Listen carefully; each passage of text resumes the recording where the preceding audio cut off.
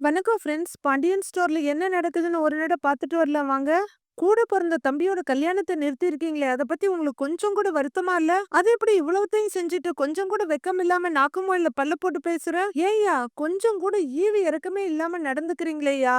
ஹா, சொல்லப்போனா அவமானப்பட்டு நிக்க வேண்டியது நீங்க தான்யா, நாங்க கிடையாது அப்படின்னு பாண்டியன் பேச பேச வேல்ஸ் மொத்தமும் மரம் மாதிரி நின்றுருக்காங்க. ஆனா இதுக்கெல்லாம் நீங்க அனுபவிப்பீங்க. பண்ற ஒவ்வொரு வேலைக்கும் நீங்க அனுபவிக்க தான் போறீங்க அப்படின்னு கோமதி ரொம்ப சங்கடத்தோட சொல்ல, பாக்கலாம் பாக்கலான்ற மாரி நக்கலா தலையாட்டுறாரு சக்திவேல். என் தம்பியையும் என் புருஷனையும் என் குடும்பத்தையும் எப்படி எல்லார் முன்னாடி அவமானப்படுத்துனீங்களோ அதே மாதிரி நீங்களும் அவமானப்பட்டு நிக்க தான் போறீங்க அப்படின்னு கோமதி சொல்ல பழிச்சு காட்டிட்டு நிக்கிறாரு சக்திவேல். நினைச்சதை சாதிச்சிட்டோம்னு நினைக்காதீங்க.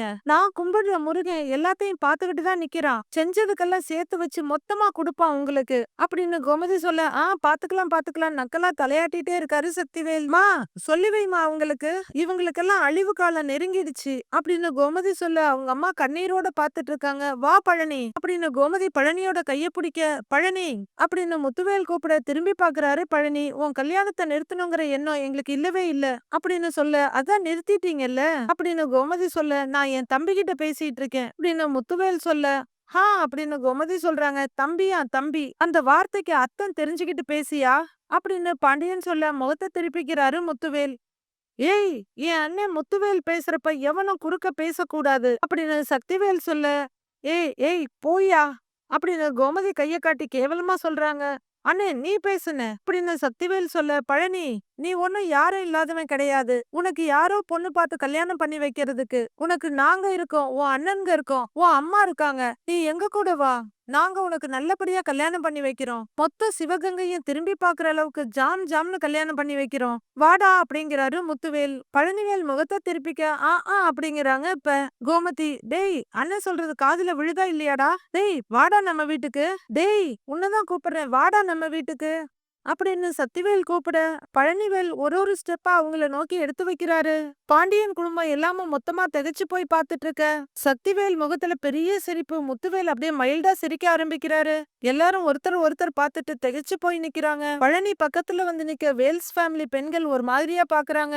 சக்திவேல் மொத்த பல்லும் தெரிய நின்னுட்டு இருக்காரு. நான் உங்க வீட்டுக்கு வந்தா உங்களுக்கு கெத்தா இருக்கும்ல அப்படின்னு பழனி கேட்க, டேய் எங்களுக்கு மட்டும் இல்லடா, உனக்கும் அதுதான் பெருமை அப்படின்னு சக்திவேல் சொல்றாரு. நல்ல பொண்ணா பணக்கார பொண்ணா பார்த்து எனக்கு கல்யாணம் பண்ணி வச்சிருவீங்க அப்படிதானேன்னு பழனிவேல் கேட்க, ஆமாண்டா அப்படிதான்டா, அதுல உனக்கு என்ன சந்தேகம் அப்படின்னு சக்திவேல் கேக்குறாரு. ஓஹோ, கல்யாணத்துக்கு பிறகு நான் கட்டிட்டு வந்த பொண்ணும் என் அக்கா வீட்டுக்கு போயிருவோன்னு சொன்னா என்ன பண்ணுவீங்க அப்படின்னு பழனி கேட்க, சக்திவேல் முகம் பயங்கரமா பல்பு வாங்குது. முத்துவேல் முகம் அப்படியே இறுகி போயிடுது. எங்களை பிரிச்சு விடுவீங்களா இல்ல கொலை பண்ணி போட்டுருவீங்களா? உங்க 2 பேருக்கு என் மேல பாசம்லாம் இல்லன்னு பழி வாங்கணுங்கிற எண்ணம் தான் இருக்கு. இந்த மச்சான பழி வாங்குறதுக்காக எந்த எல்லைக்கு வேணாலும் போவீங்கங்கறத நீங்க இன்னைக்கு காட்டிட்டீங்கன்னு. ஆனா நான் அங்க கூனி குறுகி போய் நின்னேன். இம்புட்டு வருஷமா எனக்கு கல்யாணம் ஆகாம இருந்தது கூட பிரச்சனை இல்லன்னு ஊரே என்ன பார்த்து கேவலமா சிரிச்சுச்சு. அதானே எனக்கு ரொம்ப கஷ்டமா இருக்கு அப்படின்னு பழனி சொல்ல, பழனி அப்படின்னு முத்துவேல் கூப்பிடுறாரு. வேணாண்ணே, நீங்க எதுவுமே பேசாதீங்க. நீங்க நினைச்ச மாதிரியே என் மச்சான அசிங்கப்படுத்திட்டீங்க. மச்சான் பார்த்து வச்ச சம்பந்தத்தை எல்லாம் நீங்க கெடுத்துட்டீங்க. மச்சான் நடத்தணும்னு நினைச்ச நிச்சயத்தையும் நிறுத்தி நீங்க நினைச்ச எல்லாத்தையுமே சாதிச்சிட்டீங்கன்னு. சாதிச்சிட்டீங்க, சந்தோஷமா இருங்கன்னு. நீங்க சந்தோஷமா இருங்க. நிச்சயம் நடக்கிற இடம் வரைக்கும் போயிட்டு பொண்ணு வீட்டுக்காரங்க யாருமே வராம நாங்க எல்லாரும் கேவலப்பட்டு திரும்பி வந்திருக்கோன்னு.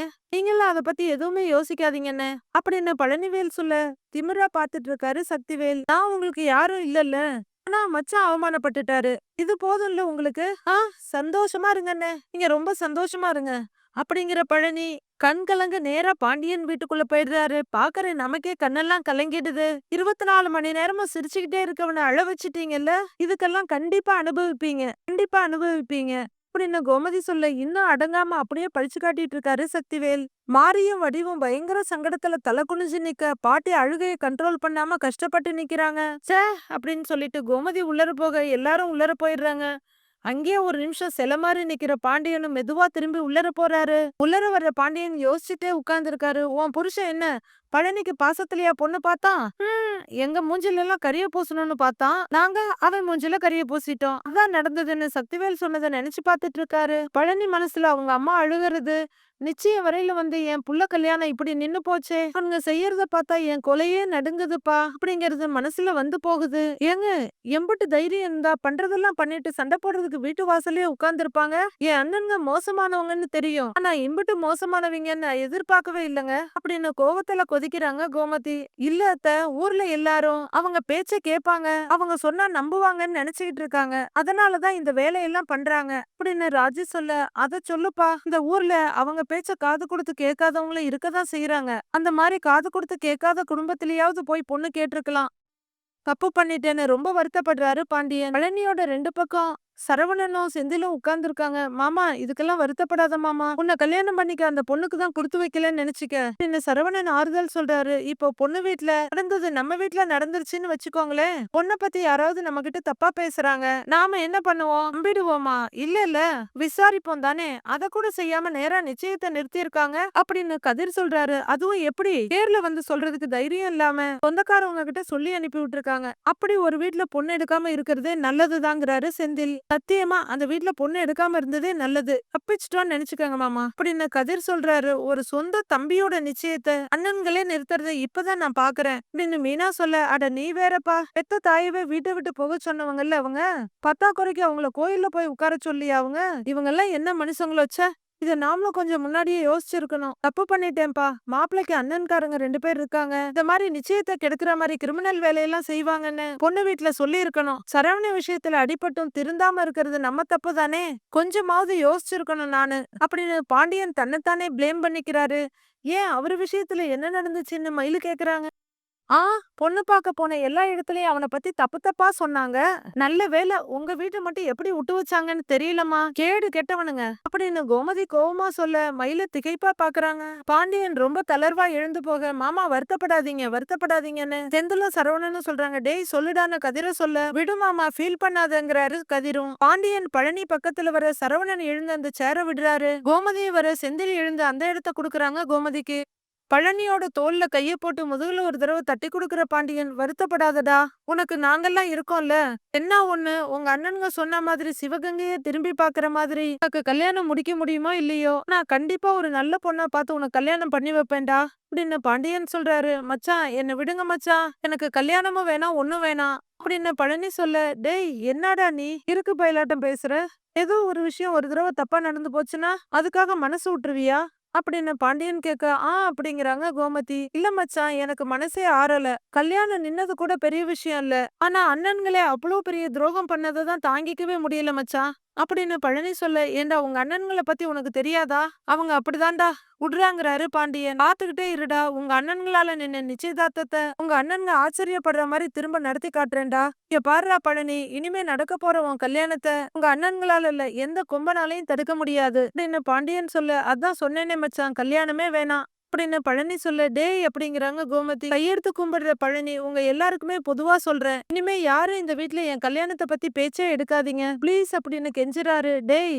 அப்படின்னு பாண்டியன் கூப்பிட, மாமா ஏன் மாமா இப்படி பண்ற, கையெடு அப்படிங்கிறாரு சரவணன். உங்க எல்லாருக்குமே புண்ணியமா போகும் அப்படின்னு பழனி சொல்ல, மாம்சு என்ன மாம்சு இப்படி பேசுறீங்க அப்படின்னு செந்தில் வருத்தப்படுறாரு. இல்ல மாப்ள, ஏற்கனவே நான் போதும் போதுங்கிற அளவுக்கு அவமானப்பட்டுட்டேன், இனியும் அவமானப்படுறதுக்கு நான் தயாரா இல்லப்பா. இங்க பாருங்க, கொஞ்சமாவது உங்க எல்லாருக்கும் என் மேல பாசம் இருந்தா இனிமே தயவு செய்து என் கல்யாணத்தை பத்தி யாருமே பேச்சு எடுக்காதீங்க, ஏனா அப்படின்னு சொல்லிட்டு பழனி எந்திரிக்கிறாரு அங்க இருந்து. இலை அப்படின்னு பாண்டியனும், டேய் பழனின்னு கோமதியும் மாம்சு மாமான்னு எல்லாரும் கூப்பிட, அவரு ரொம்ப தளர்வா அங்க இருந்து எழுந்து போயிடுறாரு. எல்லாரும் ஒருத்தர் ஒருத்தர் பாத்துக்கிறாங்க. விடு கோமதி, பாவம், அவன் மனநிலைக்கு கொஞ்ச நாள் அப்படிதான் இருப்பான், அப்புறமா சரியாயிடுவான் விடு அப்படின்னு பாண்டியன் சொல்ல, என்னங்க இவன் கல்யாணம் எல்லாம் வேணாம் அது இதுன்னு பெனாத்திக்கிட்டு இருக்கான், இதோ பாருங்க அவனை அப்படியே விட்டுறாதீங்க அப்படின்னு கோமதி சொல்ல, இவ வேற, அதை எப்படி அப்படியே விட்டுருவேன், கண்டிப்பா நான் கொடுத்த வாக்க காப்பாத்துவேன். என்ன கோமதி, அவனை நான் கை விட்டுருவனா அப்படின்னு பாண்டியன் கேட்டுட்டு இருக்காரு. நம்ம பழனி போய் கலர் கலரா ஒரு ஷர்ட்டும் பேண்ட்டும் மாத்திட்டு வந்து நிக்கிறாரு. எலே எங்கடா கிளம்பிட்டேன்னு பாண்டியன் கேட்க, எல்லாரும் வீட்லயே இருந்தா கடை யாரு பாத்துக்கிறதா, குமரேசன் சித்தப்பாவே ஒத்தையில எல்லாத்தையும் பாத்துக்கிட முடியுமா அப்படின்னு பழனி கேட்க, கடைக்கா அப்படின்னு கோமதி கேக்குறாங்க. எலே கடைக்கு தான் மதியத்து வரைக்கும் லீவ் விட்டுருக்கோம்ல அப்படின்னு பாண்டியன் சொல்ல, அதான் மதியம் ஆயிடுச்சுல்ல மச்சான், அப்புறம் என்னங்கிறாரு பழனி. சும்மா இருடா, இரு இன்னைக்கு ஒரு நாளைக்கு முழுசாவே லீவ் விட்டுருவோங்கிறாரு பாண்டியன். பேசாம வீட்ல இருன்னு பாண்டியன் சொல்ல, இல்ல மச்சான் வீட்லயே உட்காந்து என்ன பண்ண சொல்றிய, கடைக்கு போறேன், லீவ் எல்லாம் ஒண்ணும் விட வேண்டாம் அப்படின்னு பழனி கைய மடக்கி விட்டுட்டு இருக்க. டேய் பழனி வீட்லயே இருடாங்கிறாங்க கோமதி. ஏதாவது சமைச்சு தரேன், சாப்பிட்டுட்டு தூங்குன்னு கோமதி சொல்ல, தூங்குறதெல்லாம் ராத்திரி பாத்துக்கலாம், நான் இப்ப கடைக்கு கிளம்புறேங்கிறாரு பழனி. டேய் சொன்னா கேளுன்னு கோமதி சொல்ல, நான் கிளம்புறேன் பை வரேன் மச்சான் அப்படின்னு பழனி கடகடன்னு கிளம்பிடுறாரு. டேய் அவனை தனியா விட வேண்டாம், நீ அவன் கூட போ அப்படின்னு செந்தில் கிட்ட கோமதி சொல்ல, சரிமா ட்ரெஸ் மாத்திட்டு போறேன் அப்படின்னு உள்ளர போறாரு செந்தில். ஏன் கோமதி, ஊரு பூரா இந்நேரம் விஷயம் தெரிஞ்சிருக்கும், இந்த ஊர்க்காரங்க என்ன லேசுப்பட்டவங்களா, நடந்த விஷயத்தை விசாரிக்கிறதுக்காக கடைக்கு பொருள் வாங்க வருவாங்க, என்னத்த சொல்றது, என்ன சொல்லி சமாளிக்கிறது, சரி நானும் கடை கிளம்புறேன் அப்படின்னு பாண்டியனும் கிளம்பிடுறாரு. எழுந்து நிக்கிற கோமதி, நேத்து இந்நேரமெல்லாம் எவ்வளவு சந்தோஷமா இருந்தோம், ச்சே எல்லாத்தையும் கெடுத்துட்டானுங்களே, பாவிங்க பாவிங்க அப்படின்னு திட்டிட்டு இருக்காங்க. கடையில பழனி தன்னோட வருத்தத்தெல்லாம் மறைச்சுக்கிட்டு வேலையை பார்க்க ஆரம்பிச்சிடுறாரு. வேற என்னென்ன வேணும்னு கேட்க, தேங்காங்கிறாரு. தேங்காய் ரெண்டாண்ணே, அப்புறம் அண்ணே அப்படின்னு அவரு கேட்க, அவ்வளவுதாங்கிறாரு ஆப்போசிட்ல. என்னென்ன அவ்வளவுதான், வேற என்ன வேணும் சொல்லுங்கண்ணே அப்படின்னு சுறுசுறுப்பா வியாபாரத்தை பாக்குறாரு பழனி. செந்திலும் பாண்டியனும் அவரையே பாத்துட்டு இருக்காங்க. எவ்வளவுப்பா ஆச்சுன்னு அவரு கேட்க, 350 ரூபாண்ணே அப்படின்னு சாதாரணமா சொல்றாரு பழனி. இந்தாப்பான்னு அவரு எடுத்து கொடுக்க, மச்சான் இந்தாங்க 350 ரூபாய் அப்படின்னு கொண்டு வந்து பணத்தை கொடுக்க, அதை வாங்கி கல்லவுல போடுறாரு பாண்டியன். சரி வர்றேன் கிளம்ப.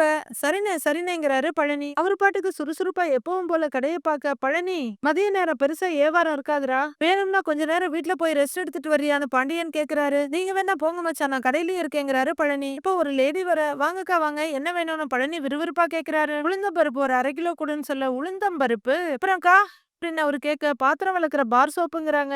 சரி அப்புறம் அப்படின்னு அவரு கேட்க, தம்பி ஒரு விஷயம் கேள்விப்பட்டேன் அந்த லேடி சொல்ல, என்னதுன்னு கேக்குறாரு பழனி. நிச்சயம் வரைக்கும் வந்துட்டு பொண்ணு கொடுக்க மாட்டேன்னு சொல்லிட்டாங்களாமே அப்படின்னு அந்த லேடி கேட்க, 3 பேரோட முகத்தையும் கேமரால தனித்தனியா காட்டிட்டு இருக்காங்க. பழனி அமைதியா இருக்க, என்னப்பா கேட்டதுக்கு பதிலே சொல்லலன்னு அந்த லேடி கேக்குறாங்க. அக்கா நீங்க என்ன மாமாவோட வாத்தியாரா, கேள்வி கேட்டவன பதில் சொல்றதுக்கு, பேசுறது புரணி, இதுல உரிமையா வேற கேக்குறீங்க பாத்தீங்களா. மாமா இவங்களுக்கு பில்லு எவ்வளவுன்னு செந்தில் கேட்க, 130ங்கிறாரு பழனி. கொடுங்க கொடுத்துட்டு கிளம்புங்கன்னு செந்தில் கொஞ்சம் வேகமா சொல்ல, இந்தாங்க தம்பி இப்படின்னு பணத்தை கொடுத்துட்டு பொருளை வாங்கிட்டு போறாங்க அந்த லேடி. பழனி ஒரு மாதிரி அன்னீசியா அங்கேயும் எங்கேயும் பாத்துட்டு இருக்க. செந்திலும் பாண்டியனும் ரொம்பவே சங்கடத்துல இருக்காங்க. இளைய பழனி டீ ஏதாவது குடிச்சிட்டு வரியான்னு பாண்டியன் கேட்க, இல்ல மச்சான் பரவாயில்ல இருக்கட்டும்ங்கிறாரு. இன்னும் 2 கஸ்டமர் வராங்க. பாத்திரம் விளக்குற சோப்பு கொடுப்பான்னு ஒருத்தர் கேட்க, இந்தாங்கன்னு பழனி பொருள் எடுக்கிறாரு. பாண்டியனை இப்பதான் ஒரு விஷயம் கேள்விப்பட்டோம், பழனியல்ல கல்யாணம் நின்னு போச்சாமே அப்படின்னு இன்னொருத்தர் கேட்க, பழனி ரொம்ப சங்கடமா பாக்குறாரு. கல்யாணம் ஒண்ணும் நிக்கல, நிச்சயதார்த்தம் நின்னு போச்சு அவ்வளவுதான் அப்படின்னு பாண்டியன் சொல்ல, நிச்சயம் நின்னாவே கல்யாணம் நின்னு போன மாதிரி தானே இன்னொருத்தர் கேக்குறாரு. இல்ல இப்ப அதுக்கு என்ன பண்ணுங்கிறீங்க அப்படின்னு பாண்டியன் கேட்க, இருந்து கல்யாணம் ஏற்பாடு பண்ணீங்க, இதுவும் நின்னு போச்சு, பழனியோட தலையெழுத்து இப்படி இருக்கே அப்படின்னு அவரு சொல்ல, இந்த பாருங்கண்ணே இந்த நிச்சயதார்த்தம் ஒண்ணும் பழனிய பிடிக்காம நிக்கல, இல்ல பழனியோட குணம் நல்லா இல்ல நின்னு போச்சா, இல்ல இல்ல இல்ல பழனி சீட்டு பிடிக்கிறான், சூதாடுறான், சிகரெட் பிடிக்கிறான், தண்ணி அடிக்கிறான், எது நின்னு போச்சா, இல்ல இல்ல இவங்க அண்ணனுங்க 2 பேரும் கொழுப்பெடுத்து பண்ணின வேலை, அதனாலதான் நிச்சயதார்த்தம் நின்னு போச்சு, அதுக்கு எதுக்கு இங்க வந்து நின்னு துக்கம் விசாரிச்சுட்டு இருக்கீங்க அப்படின்னு மூஞ்சில் அடிச்ச மாதிரி பாண்டியன் கேக்குறாரு. இல்ல பாண்டியா ஒரு அக்கறையில விசாரிக்கிறது தான் பாண்டியாங்கிறாரு அவரு. அம்பிட்டு அக்கறை இருந்தா இவங்க அண்ணனுங்க 2 பேரும் இருக்காங்கல்ல, அவங்க கிட்ட போய் கேளுங்க, எதுக்கு வெக்கமே இல்லாம கூட பிறந்த தம்பியோட நிச்சயதார்த்தத்தை நிறுத்தினீங்கன்னு, அதை விட்டுட்டு இங்க வந்து பேசிட்டு இருக்கிறீங்க அப்படின்னு பாண்டியன் கடுப்பா சொல்ல, இந்தாப்பான்னு பணத்தை கொடுத்துட்டு அவங்களும் கிளம்புறாங்க. கதிர் உள்ளர வர, வாடாங்கிறாங்க 2 பேரும், மெனக்கெட்டு வந்துடுறாங்க ஊர் நியாயத்தை பேசுறதுக்குன்னு அப்படின்னு கடுப்பா சொல்ற பாண்டியன், எலை இதுக்குதான் உன்னை வீட்டுல இருடான்னு சொன்னேன், எங்க கேக்குறாங்கிறாரு பழனிய பார்த்து. எங்க மச்சான் எப்பவுமே வீட்லயேவா இருக்க முடியும், என்னைக்காச்சும் ஒரு நாள் வெளியே வந்துதானே ஆகணும் அப்படின்னு பழனி கேட்க, எவன் வீட்லடா பிரச்சனை நடக்கும், எங்க போய் குளிர் காயலான்னு இந்த ஊர்க்காரங்க இருக்காங்க போல, நம்மளாம் இப்படியாடா இருக்கோம், அடுத்த பிரச்சனையை தேடி தேடி போய் பார்த்து புரணி பேசுறதுக்கு, ஏன் தான் இப்படி எல்லாம் இருக்காங்களோ எனக்கு ஒண்ணுமே புரியல அப்படின்னு பாண்டியன் சொல்ல, சரி விடுங்க டென்ஷன் ஆகாதீங்கிறாரு கதிர். மாமா கண்டிப்பா நீங்க கடையில இப்ப இருந்தே ஆகணுமா அப்படின்னு கதிர் கேட்க, எங்கடா இவனை வீட்டுக்கு போடான்னு நான் சொல்லிக்கிட்டு தான் இருக்கேன், இவன் எங்க கேட்க மாட்டேங்கிறானேங்கிறாரு பாண்டியன். மாமா என் கூட வாங்க, நம்ம ஒரு இடம் வரைக்கும் போயிட்டு வந்துடலாம் அப்படின்னு கதிர் கூப்பிட, எங்கன்னு கேக்குறாரு பழனி. அதெல்லாம் ஏன் கேக்குறீங்க, வாங்க வாங்க மாமா கொஞ்ச நேரம் ஜாலியா இருந்துட்டு வந்துடலாம். ஆமா வாங்க அப்படின்னு கதிர் மறுபடியும் கூப்பிட, இலை கடையில வியாபாரம் இருக்குடா, நான் பாக்கணும் நீ கிளம்புங்கிறாரு பழனி. வியாபாரம் பெரிய வியாபாரம் பாருங்க, கோடி கணக்குல லட்சக்கணக்குல வியாபாரம் பண்ணிட்டு இருக்குமாக்கும். அட ஏன்டா ஒரு சோப்பு வாங்க வந்து 1 லட்சம் கேள்வி கேட்டுட்டு இருக்கிறான் உங்ககிட்ட, எலே அவன் தான் உன்னை எங்கேயோ கூப்பிடுறான்ல, போயிட்டு வாடா போடாங்கிறாரு பாண்டியன். நம்ப முடியாம ஒரு பார்வை பாக்குற பழனி, மச்சா அப்படின்னு கூப்பிட என்னடா அடம் பிடிச்சிட்டு இருக்கிற அவன் தான் கூப்பிடுறான்ல போயிட்டு வாடா இங்க பாருடா திரும்ப கடைக்கெல்லாம் வர வேண்டாம் ராத்திரி சாப்பாட்டுக்கு வீட்டுக்கு வந்தா மட்டும் போதும் அப்படின்னு பாண்டியன் சொல்ல எல்லாருமே ஒரு நிமிஷம் பாத்துக்கிறாங்க இல்ல என்ன ஏது எங்கன்னு கேட்காமலே போ சொல்றீங்கன்னு பழனி கேட்க இலே அவன் தான் கூப்பிடுறான்ல போன்னு சொல்றப்பயே போடா போடான்னு சொல்றப்பதான் கண்ட கேள்வி எல்லாம் கேட்டுட்டு இருப்பான் இலே செந்திலு நீ இவங்க கூட போயிட்டு வாடா அப்படின்னு பாண்டியன் சொல்ல அப்பா நானாப்பான்னு நம்ப முடியாம கேக்குறாரு செந்தில் இலே நீ தானேடா செந்திலு அப்படின்னு பாண்டியன் கேட்க அந்தான்ப்பா செந்திலு அப்படின்னு தோலை குலுக்குறாரு செந்தில் நீயும் கூட போயிட்டு வாடா அப்படின்னு பாண்டியன் சொல்ல அப்பா நாங்க 2 பேரும் போயிட்டா நீங்க எப்படிப்பா தனியா கடையன்னு செந்தில் கேட்க இலே குமரேச மாமா டீ கடைக்கு தாண்டா போயிருக்காரு வந்துருவாருல்ல நானும் அவரும் கடைய பாத்துக்கிறோம் நீங்க 3 பேரும் கிளம்புங்க அப்படின்னு பாண்டியன் சொல்ல மாமா வாங்கன்னு கூப்பிடுறாரு கதிரு இல்ல மச்சான் மச்சான் மச்சானை எப்படி தனியா விட்டுட்டுன்னு பழனி சொல்ல வாங்க மாமா அப்படின்னு கைய பிடிச்சு இழுக்கிறாரு கதிரு டேய் எத்தனை தடவை அவன் கூப்பிடுவான் போயிட்டு வாங்க போடா அப்படின்னு பழனியோட கைய பிடிச்சு அவரும் தள்ளுறாரு வாங்க மாமா வாங்க மாம்ஸ் அப்படின்னு 2 பேரும் கூப்பிடுறாங்க எப்ப பார்த்தாலும் கடையிலேயே உட்கார்ந்துட்டு இருந்தா எப்படி இருக்கும் போயிட்டு வாடா இவங்க கூட அப்படின்னு பாண்டியன் சொல்ல 3 பேரும் வெளியே போறாங்க இனிமே எவனாவது நிச்சயதார்த்தம் ஏன் நின்னு போச்சுன்னு கேட்டுட்டு கடை பக்கம் வரட்டும் அப்புறம் இருக்குது அப்படின்னு கடுப்பா சொல்லிட்டு பாத்துட்டு இருக்காரு பாண்டியன் 3 பேரும் எங்க போறாங்க என்ன நடக்க போகுதுன்னு நாளைக்கு பார்க்கலாம் ஃப்ரெண்ட்ஸ்.